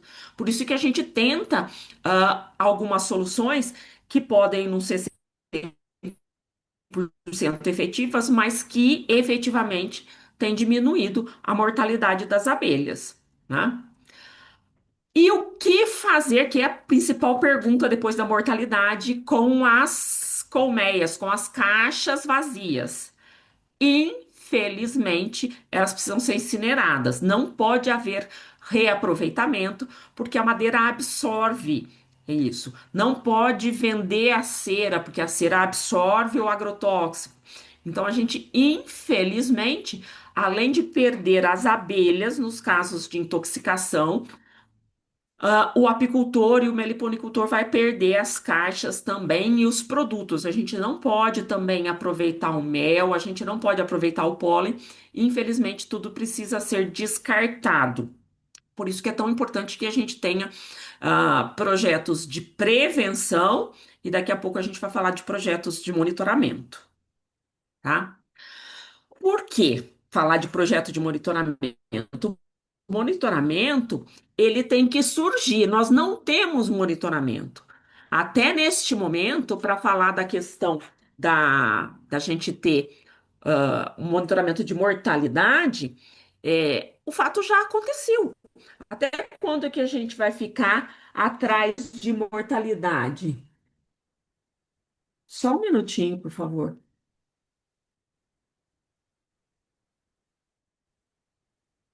Então, projetos de monitoramento antes da mortalidade. Porque o que a gente está fazendo até agora, esses projetos que o Malaspina mostrou, essas coisas, eles são projetos que estão monitorando mortalidade, que estão registrando mortalidade. A gente não pode continuar só assim. Então, uma das coisas que a gente propõe, e isso a gente ainda não conseguiu, e seria fantástico se a gente pudesse fazer isso junto, é monitorar antes da intoxicação, antes dos casos de mortalidade. E para isso nós temos algumas sugestões. É estimular e fortificar a apicultura e a meliponicultura, com associações fortes, apoio ao estabelecimento de profissionalização para esses apicultores e meliponicultores, registro e georreferenciamento por parte dos municípios, das regiões, para que a gente possa saber onde eles estão. Um maior controle do uso de agrotóxicos. Eu sei que para as dimensões do nosso continente a fiscalização ela é difícil, mas a gente precisa pensar também em criar um sistema de ciência cidadã que conecte as associações aos governos, tá? Focar principalmente em áreas, aqui tem um mapa antigo, mas foi só para ilustrar, os locais onde eu tenho maior uso de agrotóxicos, eu preciso de um monitoramento, de uma fiscalização mais eficiente, e aquele sistema de coleta que eu propus, que nós propusemos e que é utilizado para monitoramento de mortalidade, a gente também precisa fazer isso antes da mortalidade. Então, fazer coletas aleatórias em diferentes apiários para observar se a gente já tem algum indício de intoxicação, fazer monitoramento das vendas em áreas que a gente tem reservas, onde a gente tem áreas de proteção, porque senão a gente vai ficar só marcando locais. E fazer também monitoramento dos produtos apícolas. Nós já tivemos em 2012, não foi, Malaspina? Uma restrição de exportação de mel do país, porque foi detectado na época um produto químico no nosso mel, e agora nós passamos por isso de novo, né? Então a gente precisa monitorar antes, a gente não pode esperar mortalidade, a gente não pode esperar um embargo de exportação dos produtos apícolas e meliponícolas, né? Porque com isso, com esse monitoramento, além, é lógico, da questão de nós não termos a mortalidade, a gente vai ter um ganho imenso de conservação do nosso patrimônio genético, porque o que a gente faz para as abelhas manejadas, a gente acaba impactando nas abelhas nativas, tá? Mantendo essas abelhas nas áreas, a gente tem manutenção de áreas nativas pela polinização. E pelos serviços de polinização nas áreas agrícolas, a gente mantém produção daqueles que são dependentes de polinização e incrementa a polinização de outros. E para isso, a gente não pode mais ficar só baseando as nossas ações em pesquisas desenvolvidas no hemisfério norte. A gente precisa desenvolver pesquisas e métodos aqui para o hemisfério sul. Tá? A gente precisa fazer aqui na América do Sul, ter mais parcerias com o continente africano, onde a gente tem os mesmos problemas, tá? E a gente tem uma série de oportunidades, não é só a questão de conservação das abelhas e da polinização que aparece aqui também, mas a gente pode pensando na nossa biodiversidade, liderar na produção de bioinsumos, porque a gente explora muito pouco, como eu já disse, tudo que tem dentro da colmeia, e garanto para vocês, é muito mais do que mel e pólen e própolis. A gente tem uma série de micro-organismos ali, de processos que acontecem nas colmeias das abelhas sociais, que podem ser, além de produtos de biotecnologia, de muitos produtos, princípios ativos para a produção de medicamentos, a gente também pode produzir novos produtos para a agricultura. É uma questão de investir nessas pesquisas. E é lógico aumentar a comercialização dos produtos das abelhas, porque a nossa biodiversidade é gigantesca, mas a nossa produção de mel, pensando em apiários principalmente, ela é muito abaixo daquilo que se estima de capacidade para o Brasil. Então, profissionalizando, dando assistência, a gente pode aumentar em muito a produção dos produtos apícolas e meliponícolas e a comercialização deles.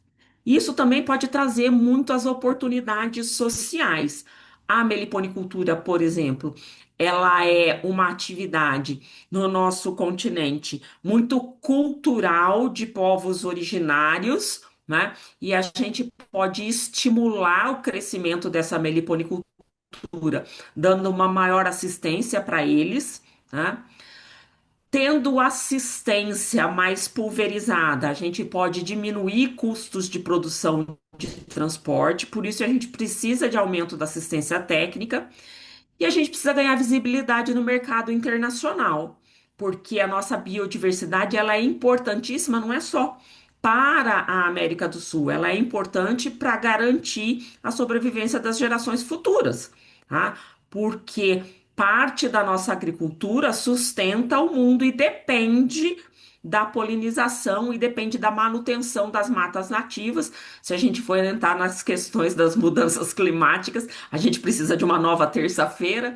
Então, eu acho que a gente tem muitas oportunidades e a gente tem muitos motivos para olhar com um pouco mais de cuidado para essas questões da exposição das abelhas aos agrotóxicos. Obrigada.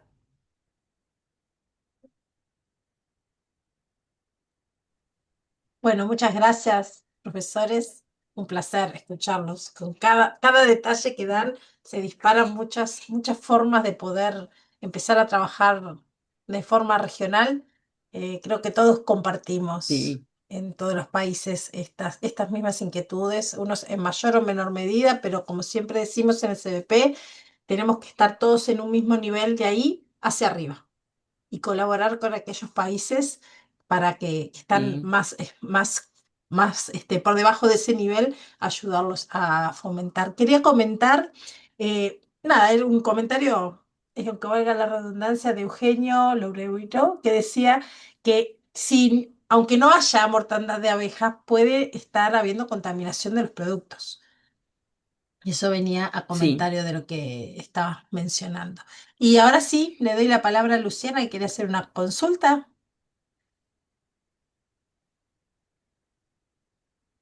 Luciana, ¿estás por allí? Sim. Ahí, Oi, tô adelante. aqui. Oi. Boa tarde, tudo bem? Tudo bem, Luciana, e Primeiro eu queria você? agradecer, tudo ótimo. Queria agradecer pela palestra, né? Como sempre, vocês dois são sempre muito claros e muito objetivos, né? Muito didáticos nas falas. Eu queria saber um pouquinho mais sobre a iniciativa do Ministério Público do Paraná em relação àquele aplicativo Pólen. Eu queria saber, depois que é feita a notificação de mortalidade de abelhas no aplicativo, qual que é o andamento que o Ministério Público dá para isso? Se o Serviço de Defesa Agropecuária, né, do Paraná, a ADAPAR, se eles são envolvidos também para poder fazer investigações, quais são os desdobramentos? Posso responder? Claro, por favor. Então, o ADAPAR faz parte da comissão também lá. Assim como nós tínhamos uma comissão aqui, eles também têm uma comissão lá, organizada pela doutora Rosana. Então, a ADAPAR, os técnicos da ADAPAR fazem parte. Então, quando eles recebem lá o documento, a questão da mortalidade do aplicativo, então todos ficam sabendo e aí tomam as providências.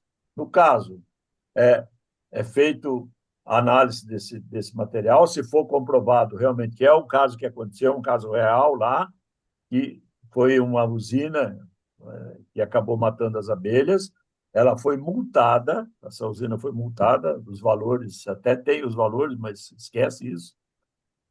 E depois o dono da usina, sei lá, o representante da usina, é chamado junto ao Ministério Público para conversar com os apicultores da região, fazer uma reunião com eles, no mesmo esquema, para ir estabelecer um projeto de coexistência entre eles. Entendeu? Então, esse é o caminho que eles têm tomado lá, e esse caso é um caso efetivo, que houve multa, depois houve a reunião conjunta, inicialmente o agricultor estava bastante resistente, mas depois de várias reuniões ele também acabou entendendo o processo de cada um, e aí os outros também começaram a ficar mais cuidadosos na aplicação, começaram a entrar no mesmo processo anterior de prevenção para que não acontecesse o que aconteceu com esse aí, que foi bastante repercutido lá no Paraná, essa situação que o Ministério Público acabou multando o agricultor. E Mas eles participam, da par participa. complementando, Luciano, é, e agora, pelo aplicativo também, o objetivo não é só ficar repetindo a questão da multa, né? Eles têm em região. Aí eles fazem o movimento na região. Aconteceu uma vez. Então, para não acontecer de novo, neste caso da usina, é lógico, gente, também tem que ter em mente que não é qualquer processo que vai dar multa, é porque realmente ficou comprovado a Sim, culpa da usina por uma aplicação errada também, né? Então nós já tivemos outras situações de aplicação, não desligar a bomba do avião, passar por cima de tudo. Então a gente tem outras coisas. Mas o objetivo deles depois é manter na região um processo de evitar, né? Então, passar com monitoramento, a gente tem uma série de encontros para discutir, para explicar como que faz, o que que eu posso fazer, o que que eu não posso, muito na linha assim de deixar todo mundo ciente de que o acidente pode acontecer, mas ele pode ser evitado. Então tem depois uma continuação no trabalho, sabe?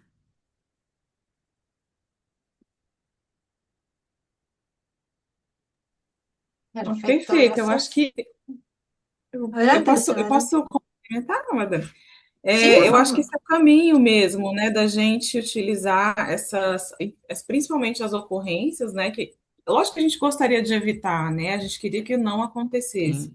mas depois que acontecer, utilizar essa ocorrência justamente para fazer essa movimentação na região, né, de diálogo entre os apicultores e agricultores para não acontecer novamente, né. Isso era uma coisa que a gente gostaria bastante também de trazer para âmbito nacional, mas aqui, assim, às vezes é um pouco difícil, né? A gente ter perna para fazer tudo que a gente gostaria de fazer. E aí, diante dessa dificuldade, eu fiquei interessada também no que você falou, Roberta, da ciência cidadã. Você pode explicar um pouquinho mais como é que funciona, por favor? Tá. A ciência cidadã, ela é um movimento que está sendo um pouco novidade aqui no Brasil, mas ele já é bastante antigo, né? Nós já temos alguns trabalhos aqui, mas a gente tem um país que é quase o continente todo, né? A gente pega, por exemplo, pensando no Brasil, a gente tem uma área muito grande. E ter, eu sei disso, eu trabalho com vocês, um fiscal em cada lugar não dá.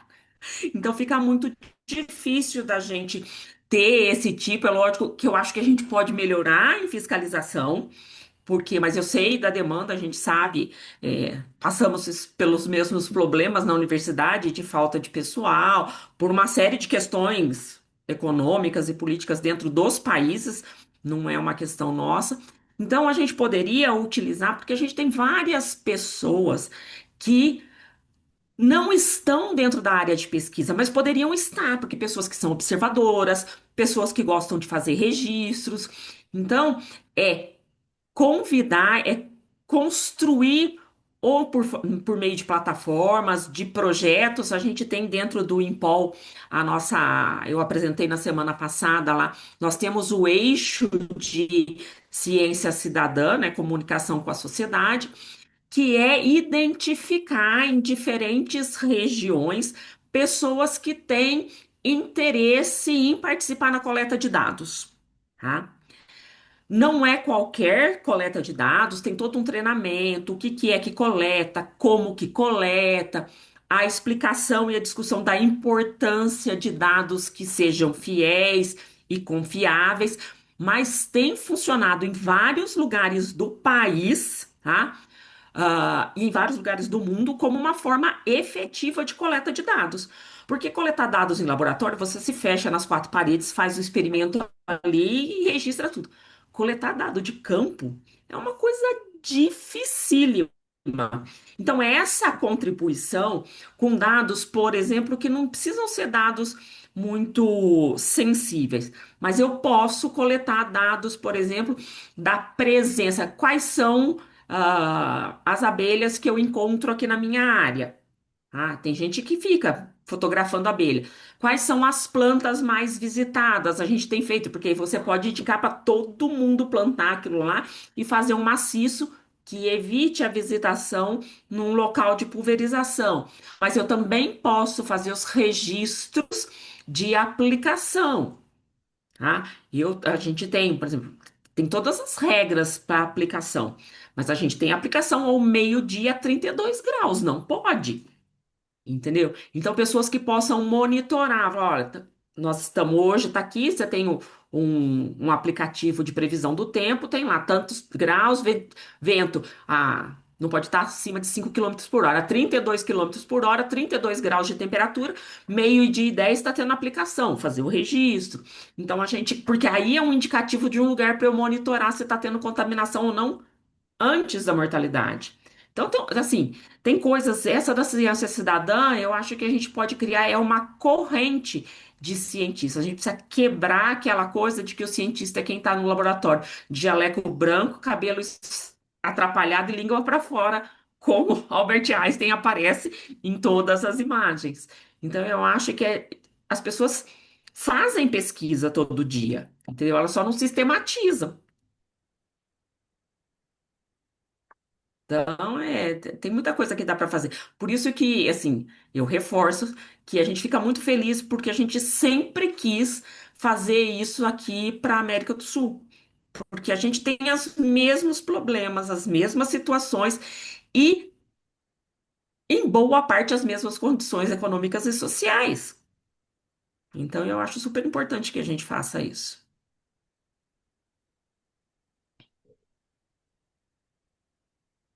Le voy a dar la palabra a Jefferson, que va a hacer una consulta. Adelante, Jefferson. Habilita tu micrófono, por favor. Tá me ouvindo? Sim, Sí, adelante. Ah, professora Roberta, a senhora falou da questão dos frascos, dos recipientes. Eu sou do Rio sim. Grande do Sul, sou do Serviço Oficial do Rio Grande do Sul, ah, e muitas vezes tu tá distante dos laboratórios, a qualidade ou a resistência daquele frasquinho que você vai coletar abelhas moribundas, abelhas mortas ao redor da caixa e dentro da caixa. Sim. Pelo que eu percebi, a senhora colocou alguns frascos, tem aqueles frascos você encaminha para para exame de fezes, né? Aquilo não serve, Isso. porque isso vai quebrar, né? Serve. Não quebra. Quando você congela ele, ele não quebra.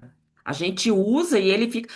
Para outras coisas, eu tenho frasco há anos dentro guardando outros produtos, tá? Não as abelhas. Mas para mais de ano lá e ele tá íntegro.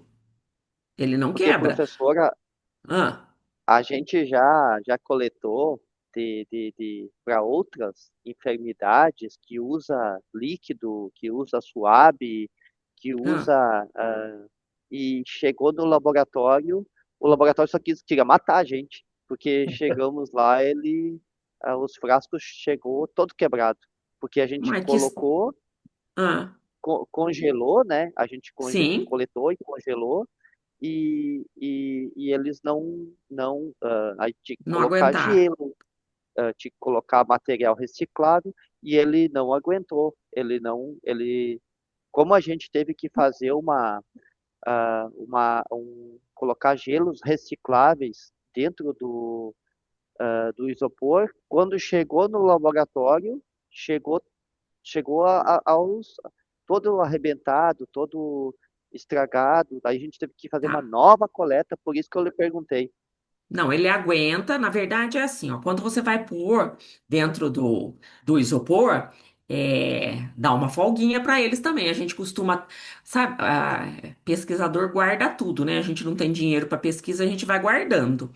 Sabe aquele isoporzinho que vem em pelotinha, que às vezes você compra alguma coisa de vidro, alguma coisa assim? Aquilo lá Sim, serve. Então, farelo de isopor para colocar solto no meio, porque se você coloca placa de isopor, você tem problema com a manutenção da temperatura.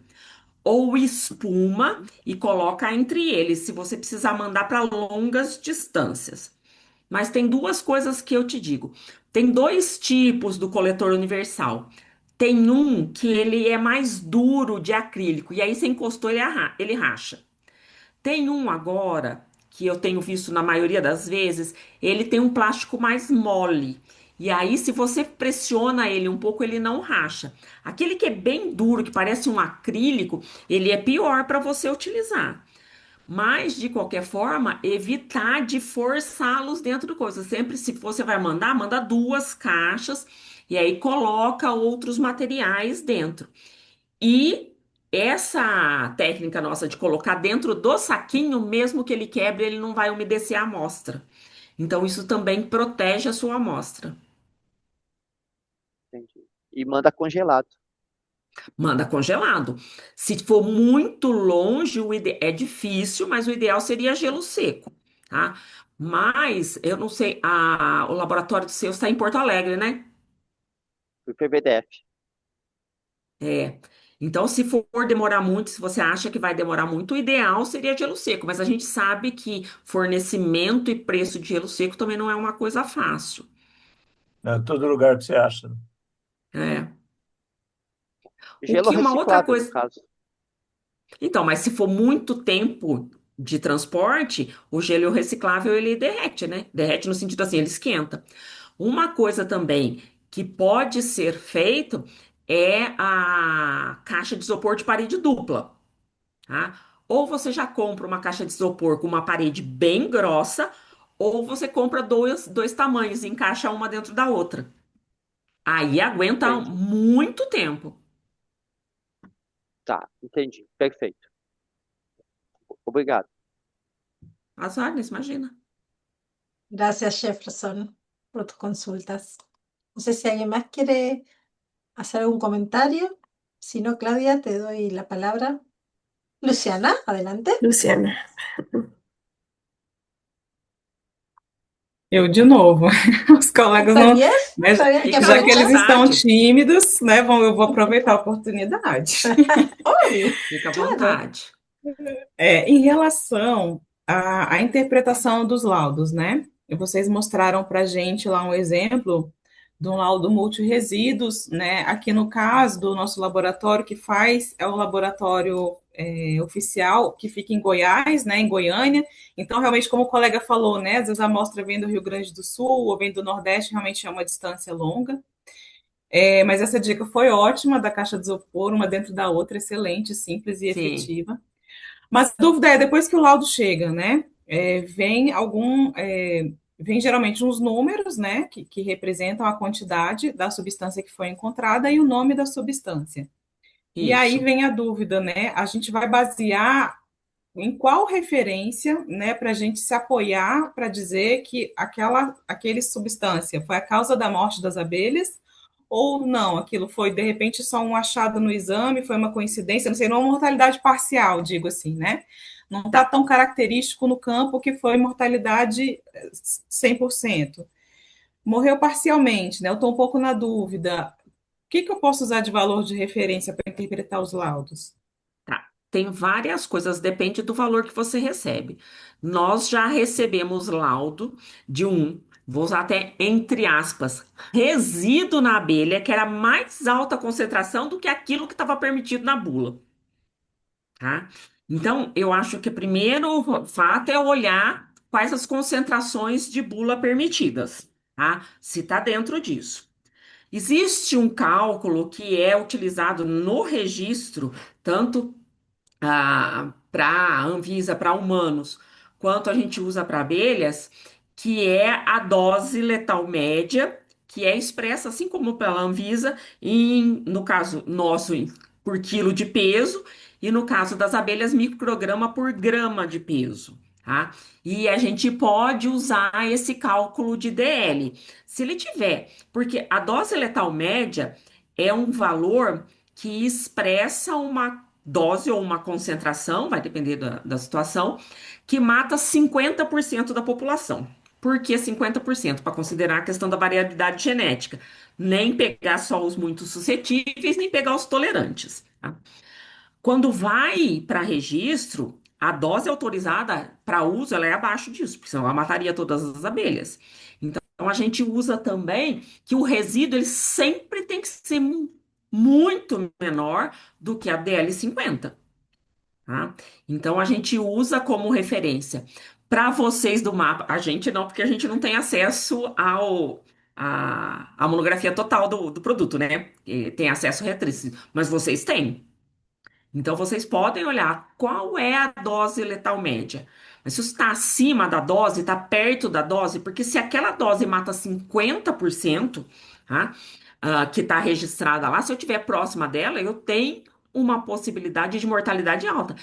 E intoxicação não quer dizer que vai matar tudo, porque a gente tem indivíduos mais tolerantes, assim como para qualquer grupo de ser vivo. Então, a gente olha para a dose letal média. No nosso caso, a gente olha para a literatura, na maioria das vezes, né, o que está expresso na literatura, mas para vocês, a dose letal registrada, o que foi utilizado para registro, que está na monografia total do produto, é o melhor indicador, que é utilizado no mundo inteiro. Isso é um valor utilizado no mundo. Ô, Luciana, tem um problema também com relação a. Por isso que a gente recomenda aquele estudo do entorno, para saber qual é a cultura que tem ali, se esse produto está registrado para as culturas que estão na região, tá certo? Porque já encontramos, a Roberta comentou, já encontramos um produto nas abelhas, mas que não era, era cultura, vamos pensar assim, ó, de algodão, né? Mas aqui no estado de São Paulo, por exemplo, é muito raro você achar uma cultura de algodão, não tem praticamente. E aqui a gente encontrou que era um produto registrado para algodão e não para as outras coisas. Então fica muito complicado você fazer essas associações. Então, esse estudo do entorno, distância, né, e forrageamento da abelha, saber essa distância, se tem uma cultura muito próxima, se não tem, se está mais longe e tal, se está registrado para essas culturas, então ajuda também a você tomar uma posição mais clara a respeito se foi aquele produto ou não. E outra Não é coisa que é 100%, mas você tem uma. importante, agrotóxico tem que ser vendido com receituário agronômico. Se você desconfia, você tem que pedir o receituário para o produtor. Ele tem que te apresentar o receituário. Então, é, quem vendeu tem que apresentar e quem comprou também, né? A cópia dele. Então, a gente também utiliza essa questão do receituário. Nós tivemos Eu também apliquei, vários mas não foi casos, isso. nós tivemos vários casos do registro, né, da aplicação aérea, tal produto. Verdade. Mas eles, para aumentar a probabilidade de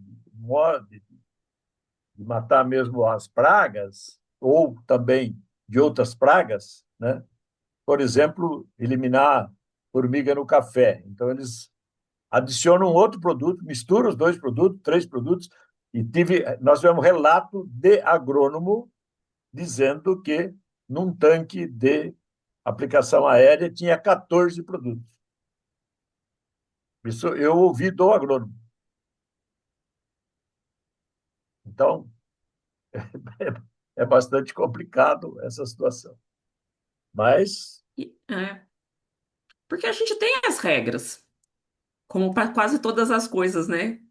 Nos países. A gente tem as regras. O que a gente precisa é fazer com que essas regras sejam cumpridas. que é o mais imediato. Lógico, repensar a nossa agricultura, mas isso é mais a longo prazo. Agora, de imediato, a gente precisa, inclusive, muitas vezes, retomar aquelas. Antigamente, a gente tinha tanto dia de campo, mas o dia de campo hoje é para venda de produto. A gente precisava ter, da parte dos nossos governos, dia de campo de outras coisas para mostrar como que faz um MIP, para dizer, para falar das abelhas, para mostrar o que que é importante, o que que eu posso, o que que eu não posso fazer, o que que é uma zona tampão, entendeu? Porque eles vão até o limite da cerca, porque muitas vezes a gente também tem que tomar cuidado que a gente fala, o agricultor fez isso, o agricultor fez aquilo, porque também muitas vezes ele não tem uma assistência, ele não sabe como fazer da forma correta, ele não sabe o que pode, o que não pode. Então a gente tem, porque a gente tem agricultura de alta tecnologia desenvolvida, mas a gente tem muita agricultura de pequeno produtor que a gente precisa entender o lado do agricultor também e fornecer para ele as ferramentas para ele fazer da forma correta. Porque ele acaba intoxicando até ele, né? Uma outra coisa que a gente tem sugerido e que tem dado também muito devagar, mas tem dado um efeito razoável, é incluir nos novos currículos, principalmente dos cursos de agronomia, porque quem está lá na ponta é o agrônomo, é ele que vai falar com o agricultor, é ele que vai falar com o apicultor, para que inclua nesses cursos agora pelo menos uma disciplina da importância da polinização, da importância das abelhas, dessa questão para que eles possam também ter um outro olhar mais amplo para a questão do ambiente, do entorno da aplicação, não só focar na eficiência do produto naquela cultura, ter uma visão mais ampla desse entorno da importância de você ter áreas de proteção e preservar essas áreas de proteção.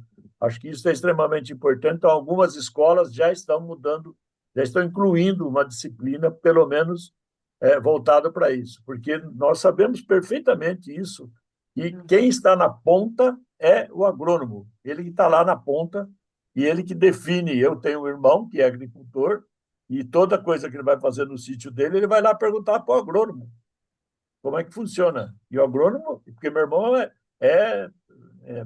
só tem o primeiro grau. Então, tudo ele pergunta para o agrônomo. Então, esse agrônomo tem que ter um conhecimento disso, tem que ter uma capacitação para também falar essas coisas para o agricultor lá na ponta. Então, isso é extremamente importante, porque aí a gente vai começar a mudar também um pouquinho a cultura do pensamento do agricultor, do apicultor, quem quer que seja envolvido nessa questão.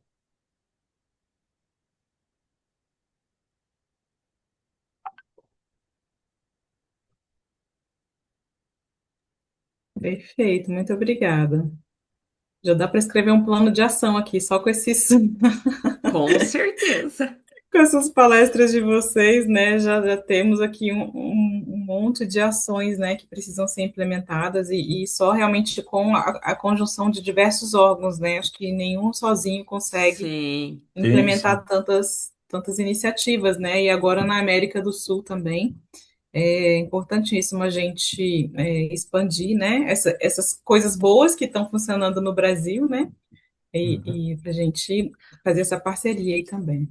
Sabe uma coisa Obrigada. assim que às vezes, Luciana, já que vocês estão diretamente nos órgãos governamentais, que às vezes eu sinto muita dificuldade, é dos órgãos públicos direcionarem financiamento para projetos, tá?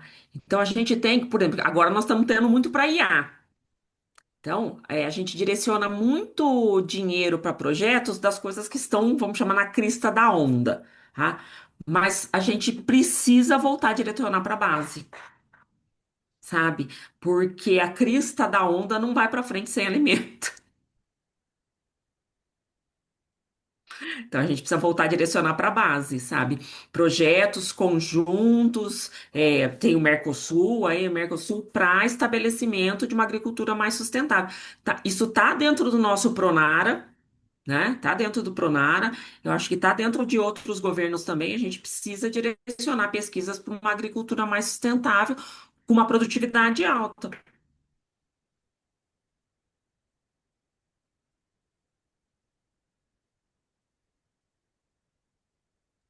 Exatamente. A gente, né, sem ciência, né, a gente não tem como avançar, né? Sim, A gente precisa de mais as universidades e precisa investir em dinheiro para pesquisa, né? Mas realmente é um sim, gargalo, né? É difícil, assim, até para a gente, sim, né? Essa questão dos recursos para a defesa agropecuária, né? O governo tem sim, uma quantidade de recursos que ele tem que dividir para todas as áreas, né? sim, Então, às vezes, até mesmo para fazer o básico da defesa, a gente gostaria de ter mais recursos, né? Nem sempre a gente consegue, mas com certeza, sem investir na pesquisa, né, a gente não tem como avançar.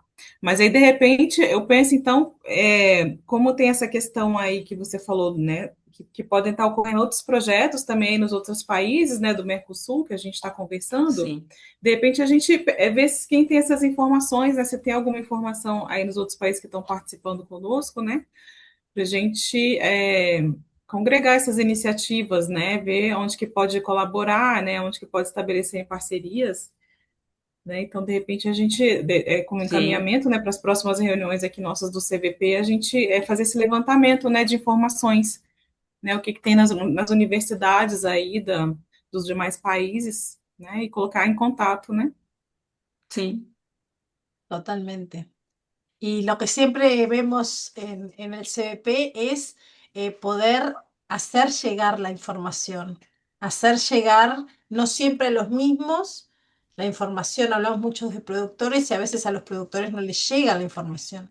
sim, Como decía, hay que ver cómo se preparan esos ingenieros agrónomos, cómo llega toda esa información hacia el que está todo el día en el campo trabajando, porque hacer programas de escritorios, siempre lo comento yo, es muy fácil. Es empezar a sim, escribir y bueno, hacemos este sim, paso, el otro, aquel, pero cuando se llega al campo es distinto, las realidades son distintas, las posibilidades de acceder a determinadas cosas, entre esos el conocimiento.